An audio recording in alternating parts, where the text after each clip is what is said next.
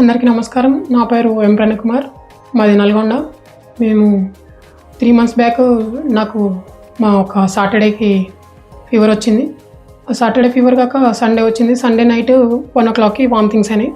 Vomitings అయ్యి మా కాలు మొత్తం స్వెల్లింగ్ వచ్చేసరికి పేరెంట్స్ ఫోన్ చేస్తే సార్ని ఇక్కడ మా సార్ ఉండి రవి సార్ని కన్సల్ట్ కమ్మన్నారు. ఎందుకంటే ఇది కిడ్నీకి సంబంధించిన ఎఫెక్టివ్ అట్లా చూపిస్తుందేమోనని రవి సార్ని కన్సల్ట్ కమ్మన్నారు.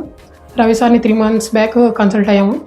సార్ ఒక 1 month మెడిసిన్ తోటి కంటిన్యూ చేయించి 1 month డయాలసిస్ చేసాము. ఇక్కడ 1 month కంటిన్యూగా డయాలసిస్ చేయించిన తర్వాత 1 month డయాలసిస్ అయిపోయింది. 1 month అయిపోయిన తర్వాత 1 monthలో మా డాడీకి నాకు చాలా టెస్టులు చేశారు, కిడ్నీ మ్యాచ్ అవుతుందా లేదా అని.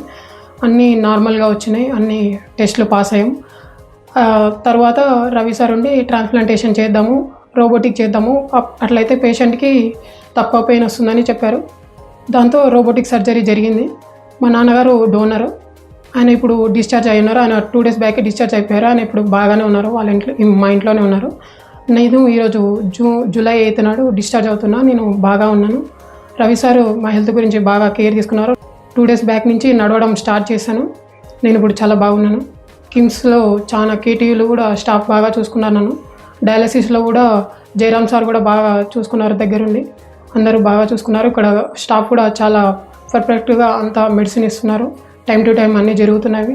నీట్ అండ్ క్లీన్గా కూడా ఉంది. నాకు రవి సార్ బాగా దగ్గరుండి డైలీ 10 o'clockకి 9 o'clockకి రోజు వచ్చి చూసేవారు. నైట్ ఏ టైం అయినా కూడా సార్ని కాల్ చేస్తే సార్ కాంటాక్ట్ అయ్యేవారు. మంచిగా చూసుకున్నారు. రవి సార్కి చాలా థ్యాంక్స్, నన్ను హెల్త్ బాగా చూసుకున్నందుకు. Thank you to KIMS hospital.